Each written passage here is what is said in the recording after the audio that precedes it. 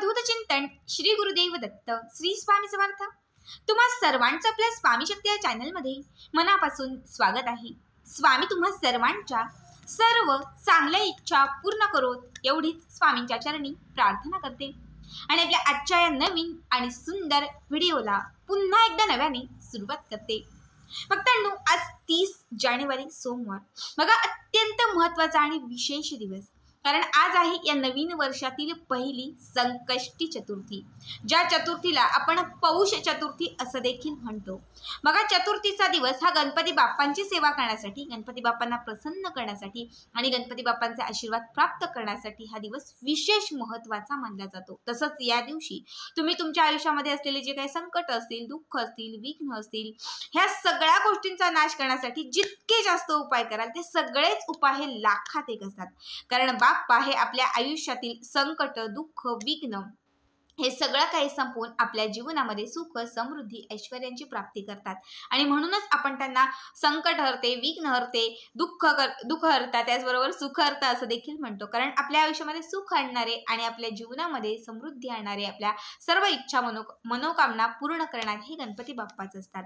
बघा, खरं तर महिन्यातील प्रत्येक मंगळवारी, आठवड्यातील प्रत्येक मंगळवारी आपल्याला गणपती बाप्पांची सेवा करायची असते। जमेल तर दररोजही करा, पण दररोज ज्यांना वेळ नाही, आठवड्यातूनही ज्यांना वेळ नाही, त्यांनी कमीत कमी संकष्टीच्या दिवशी तरी गणपती बाप्पांची मनापासून सेवा करा।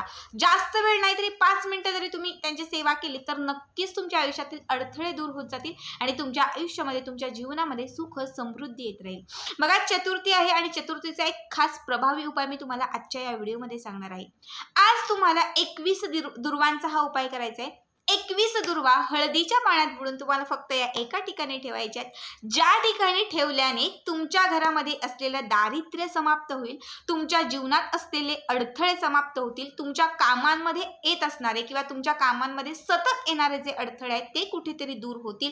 जेव्हा अडथळे दूर होतील, दारिद्र्य संपत जाईल, नकारात्मकता घराच्या बाहेर जाईल, तेव्हा नक्कीच घरामध्ये माता लक्ष्मीची कृपा प्राप्त होईल, घरामध्ये सकारात्मकता येईल, तुमच्या प्रत्येक कामाला यशाची प्राप्ती होईल।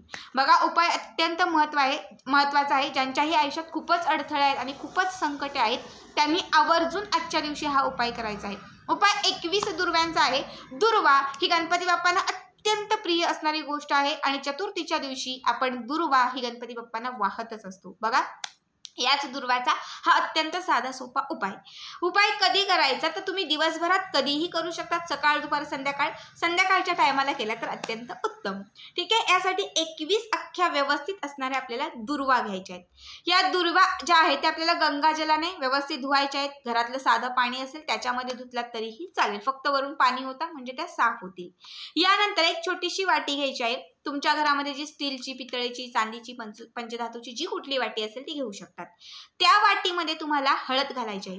जी पूजेसाठी आपण हळद वापरतो तीच हळद घालायची आहे। सोबत थोडेसे चंदनाची पावडर घालायची आहे आणि त्याबरोबर तुम्हाला केशराच्या 2 ते 4 काड्या घालायच्या आहेत। आता जर तुमच्याकडे केशर आणि चंदन नसेल, फक्त हळद असेल तर नुसती हळद घातली तरीही चालेल। ज्यांच्याकडे केशर आणि चंदन पावडर दोनही आहेत त्यांनी आवर्जून त्या गोष्टी टाका। हे सर्व टाकल्यानंतर याच्यामध्ये थोडंसं गंगाजल किंवा घरातलं पाणी घालायचं आहे आणि हे मिक्स करायचं आहे। मिक्स करून झालं की त्या 21 ज्या दुर्वा आपण घेतल्या होत्या त्या त्याच्यामध्ये ठेवून द्यायच्या। 21 दुर्वा त्या हळदीच्या पाण्यामध्ये बुडवायच्या आहेत। त्यानंतर एक दुर्वा हातात घ्यायची।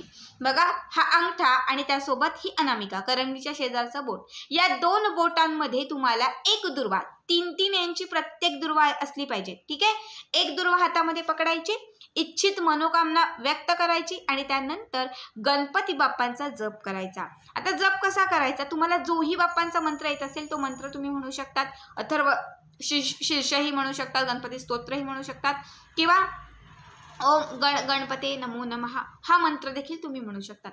हा मंत्र म्हणायचा, इच्छित मनोकामना पूर्ण करायची आणि हा दुर्वा गणपती बाप्पांच्या समोर अर्पण करायचा।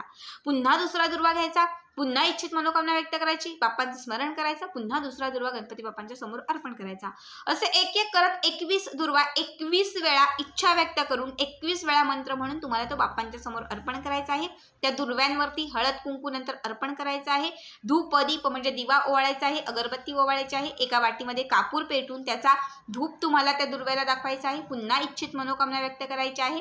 त्यानंतर तुम्हाला एक वेळा गणपती अथर्वशीर्ष म्हणायचा आहे आणि यानंतर तुमची जी काही कामं असतील ती कामं तुम्ही करू शकतात. ठीक आहे. या दिवशी ह्या 21च्या 21 दुर्वा ज्या गणपती बाप्पांच्या समोर आपण अर्पण केलेल्या आहेत त्या तशाच ठेवून द्यायच्या, रात्रभर तशाच ठेवायच्या. दुसऱ्या दिवशी म्हणजे मंगळवारच्या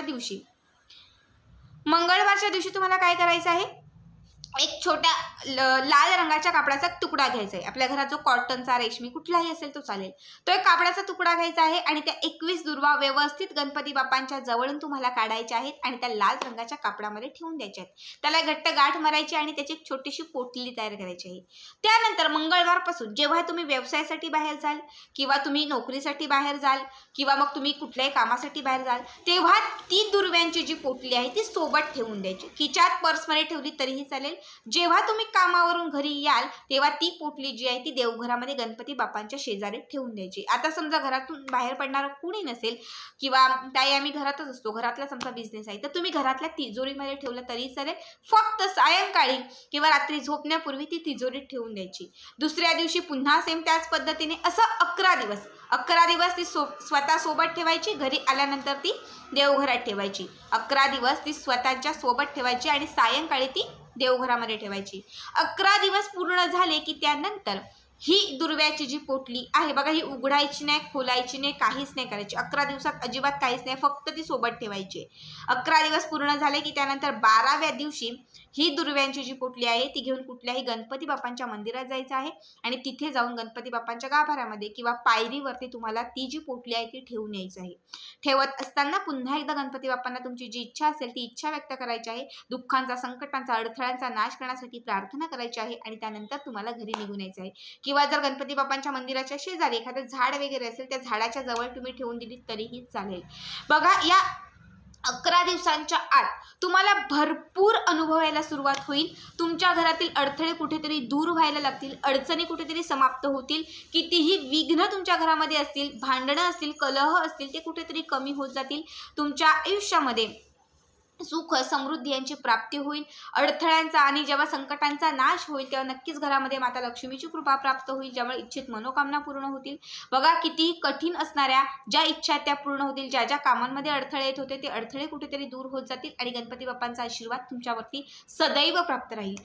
पुन्हा एकदा सांगते की दुर्वा हा गणपती बाप्पांना अत्यंत प्रिय आहे. जेव्हा चतुर्थीच्या दिवशी तुम्ही हा उपाय कराल, जेव्हा दुर्व्याचा हा उपाय कराल, तेव्हा लक्षात घ्या तुमची त्या दुर्व्यामार्फत प्रत्येक इच्छा बाप्पांपर्यंत जाईल. तर हळद ही अशी गोष्ट आहे जी आपल्या आयुष्यात सकारात्मकता आणते. हळद ही आपल्या जीवनातील नकारात्मकता संपवते. बाधा, इडापिडा, वाईट शक्तींचा नाश करण्यासाठी हळद ही विशेष महत्त्वाची असते. तसंच लक्ष्मीला प्रसन्न करण्यासाठी, लक्ष्मीला प्राप्त करण्यासाठी हळद तितकीच महत्त्वाची समजली जाते.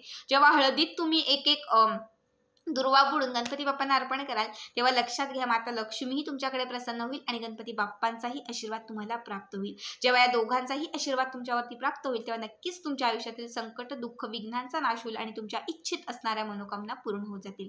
अत्यंत साधा आणि सोपा उपाय आहे. प्रत्येकाने हा उपाय आवर्जून करा.